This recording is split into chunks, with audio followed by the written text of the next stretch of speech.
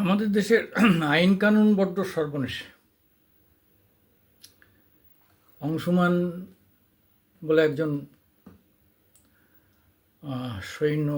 সৈনিক তিনি মারা গেছেন এবং তার আগুন লেগেছিল তার অন্যান্য সাথীদের তাঁবুর থেকে বের করে এনে, কিন্তু লাস্টে উনি জ্বলে যান। মানে এটা বহুত বীরের কাজ করেছেন। রাষ্ট্রপতি তাকে বীরচক্র প্রদান করেছেন।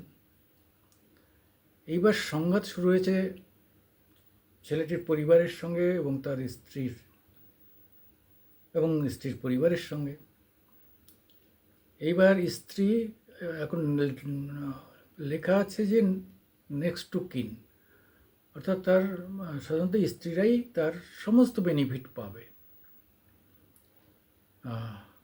এক নম্বর, সে তো সারা জীবন পেনশন পাবেই তার বউ।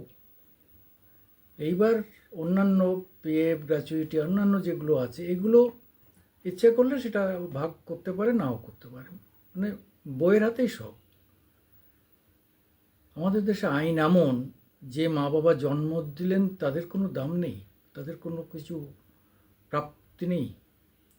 এটা কীরকম? এইটা নিয়ে প্রশ্ন উঠেছে।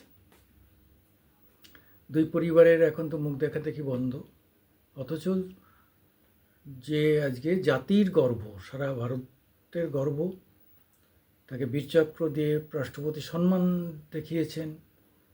প্রধানমন্ত্রী থেকে আরম্ভ করে বড় বড় মন্ত্রীরা তার প্রতি শোক প্রকাশ করেছেন। এই রকম একটা মানে প্রমিনেন্ট চরিত্রের মানুষের মৃত্যুর পর যদি তার পরিবারের মধ্যে অসন্তোষ হয়, সেটা একটা খুবই খারাপ লাগে। এবং সেটাই দেখলাম, মানে ভিডিওতে দেখে খুব খারাপ লাগলো যে কীভাবে আজকে বাবা অত্যন্ত ক্ষুব্ধ হয়েছেন। তার কাছে টাকাটা বড় কথা না, ছেলের যে ছবি রয়েছে সেই সমস্ত সেসব নিয়ে নিয়েছে। তিনি ছেলের নামে একটা ফাউন্ডেশন, অংশুমান ফাউন্ডেশন তৈরি করেছেন। সেখানে ছেলের একটা ভালো ছবি লাগাবেন, সেই ছবি নেই, অ্যালবাম নিয়ে শুধু নিয়ে বহু স্মৃতি চলে গেছে। এবং অল্প কিছুদিন আগে বিয়ে হয়েছে এবং সন্তানাদিও হয়নি, যার ফলে একটা অদ্ভুত পরিস্থিতি তৈরি হয়েছে। কিন্তু আইন যেটা দেখা যাচ্ছে, আইনের দিক থেকে মানে বউই সব পাবে। তাহলে বউ যদি সব পাবে, তাহলে বাবা মার জন্ম দেওয়া, বড় করে তোলা, কোনো কিছুর কোনো মূল্য নেই।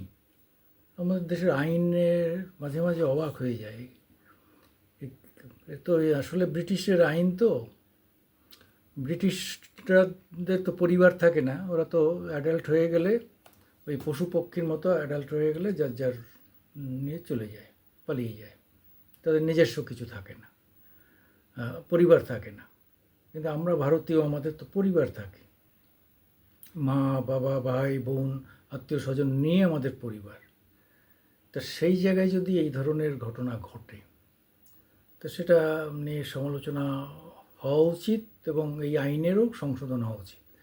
বাবা মাকেও মানে বাবা মাকে পুরোপুরি বিয়ে করা উচিত নয়। এটা কোনো অবস্থাতেই মানা উচিত নয় যে বাবা মা না খেয়ে থাকবে আর তার কোটি কোটি টাকা সব নিয়ে তার বউ চলে যাবে এবং সে যথারীতি যে তার বাপের বাড়িতে থাকবে। তাহলে যে বাবা মা জন্ম দিল সে পেল না, তার বউ এবং তার পরিবার তার সমস্ত সুবিধা সারা জীবন পেয়ে যাবে। যথারীতি ওই মেয়ে বিয়ে করতে পারবে না, হয়তো বিয়ে করলে তার ইয়েটা চলে যাবে, সেদিক থেকে তার একটা স্যাক্রিফাইস, নো ডাউট। কিন্তু বাবা মার দিকটাও তো দেখা উচিত। কিন্তু আমাদের দেশ এমন একটা, আইন কানুনগুলো এমন সমস্ত জটিল মানে এটা তো কমন সেন্সের ব্যাপার যে ফাদার মাদার জীবিত থাকলে তাদের দেখতে হবে, ঠিক আছে, ভাই ব্রাদার আত্মীয় স্বজনের দরকার নেই, কিন্তু মা বাবাকে তো দেখবি। এবং সেটা কেন থাকবে না?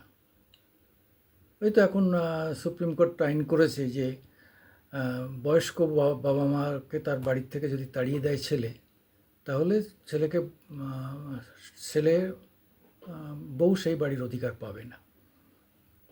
এরপরে দেখা গেছে অনেকটা কমেছে, অনেক জায়গায় দেখা গেছে যে বাবার বাড়িতে ছেলে বউ করে নিয়ে আসার পরে বউ অত্যাচার করতে করতে করতে শেষকালে ঘর থেকে বের করে দিয়েছে, বাবা মা রাস্তায় এসে পড়েছে বা কখনো মেয়ের বাড়িতে গেঁথাই নিয়েছে।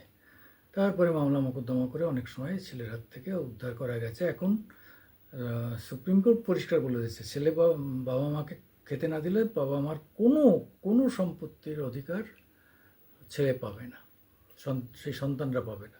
মেয়েও যদি বাবা মাকে না দেখে সেও পাবে না। এইভাবে আইনের কড়াকড়ি হওয়া উচিত। সেরকম কারোর ছেলে মারা গেলে এরকম তার যে সুবিধাগুলো তার কিছুটা তো বাবা মার পাওয়া উচিত। অন্তত তারা তো বেশি দিন বাঁচবেন না, যতদিন বাঁচেন। এই জায়গাটায় কেন আমরা এতটা, মানে কি বলবো, আমরা এতটা পিছিয়ে কেন? এটা আমার কাছে এখন ঠিক একটা ভালো লাগছে না। আমি সুকুমার দেবনাথ, আমার মামাটি মানুষ ইউটিউব নিয়ে আপনাদের সামনে আসি। আপনারা আমাদের একটু লাইক দেবেন, শেয়ার করবেন এবং সাবস্ক্রাইব করবেন। নমস্কার। এবং যারা সাবস্ক্রাইব করছেন প্রত্যেককে আন্তরিকভাবে অভিনন্দন জানাই।